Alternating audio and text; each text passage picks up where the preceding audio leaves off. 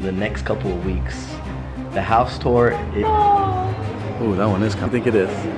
1800. 1800? Ace family, she's so happy. Look at her.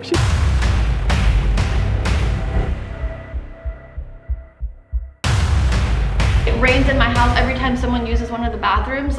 The leak here, every time it rained, as you can see, my front door was warping. Like we could have walked by and it could have killed us. Could have killed us. Could have killed us. Because we literally had a gas leak and we didn't know, and it was like literally coming in the house. You know, this was really for content, right? Like this was definitely a content house for us, you know what I mean? You know, this was really for content.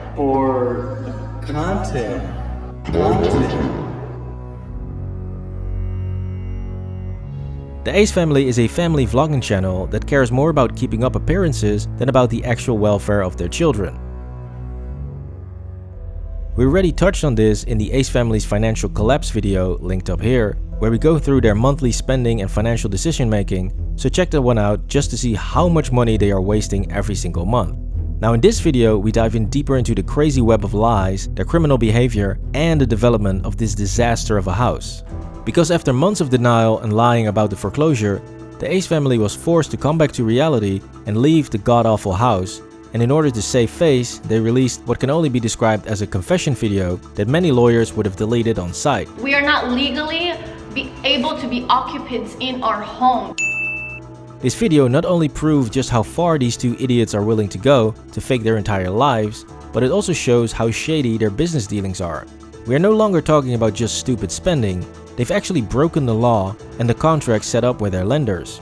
Austin and Catherine McBroom told their lenders that they were not going to live in the house, and the hard money loan that they secured to develop the property specifically stated that you are not allowed to use the property to live in. So you see, they were not even allowed to live in the house, but they decided to do this anyways for financial reasons. Not only are we paying the mortgage here, but we're also paying the rent at the current house. Knowing full well that the house was not inspected, had no certificate of occupancy, and thus was not safe to live in. This is why in the weeks leading up to the move, you see them in serious doubt whether or not they should do it. We're in discussion of trying to figure out if we want to move in. This month? If we want to move in any day now. Now the Ace family wants to make this whole story about how they got screwed on a certificate of occupancy, or CO, but they completely missed the whole point of acquiring a CO.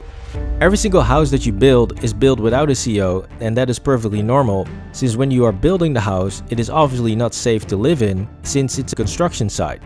But when you are finished building the house and set up everything properly, you can then contact the city to inspect the house, and if it's safe, you will get a certificate of occupancy. It's not fucking rocket science, but it does follow strict guidelines. This is why you should have an experienced person in charge to oversee the development on a daily or weekly basis to make sure that you can get the CO at the end. And you want to hear something funny? The Ace family actually had the perfect guy for this, with decades of construction experience. Bring in sexy Uncle Ed. So apparently this dude has been living in the Ace family house for over a year, fixing up the place after everything was already completely fucked. I guess they saw no reason to call Uncle Ed before they started the project or during the project when the first sign of trouble surfaced. No, they waited until the very end when everything was bolted down and totally screwed before having Uncle Ed work 5 days a week for over a year. By the way, he was also getting paid for this, so I guess that's at least $5,000 a month to Dirty Eddie. That should have been done before all the trouble started. I would imagine that he does know the difference between plywood and mahogany. And come to find out, that shit was plywood. But hey, you don't need a construction expert on a $10 million construction project, right? You've got this dream team. Nothing was done right, we didn't know. What's it called when you have to pay like a service fee? Like they were like, you have to pay like interest. Yeah, interest. So getting the certificate of occupancy is a very basic procedure with clear steps that you need to follow. And if you don't get it, no bank is ever going to give you a mortgage, since no insurance company is going to pay out when they find out that the house has no CO. And you definitely need insurance when you live in a state where sometimes the devil decides to hold a fucking barbecue.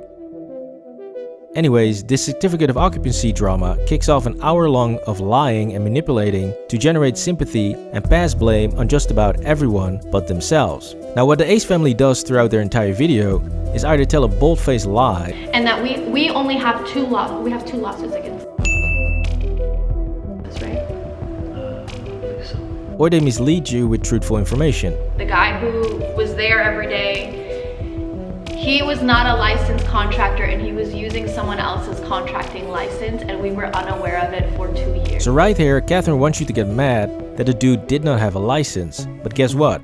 He doesn't need one. This is basic construction 101. The general contractor does not need to have a license if he or she hires a properly licensed subcontractor to do the actual work. You don't need a medical degree to pay a doctor to slap on some bigger tits or blow up your cheekbones. Only the doctor needs to have a license. They do this shit throughout the entire video, and it's why Catherine constantly feels the need to say, Like, I'm gonna be like completely 100,000% like upfront with you guys. So what is true is that Austin and Catherine McBroom hired M Development to be the general contractor who has no license, and M Development then hired a licensed subcontractor, T&L Construction, to do the actual construction work. This is all perfectly legal.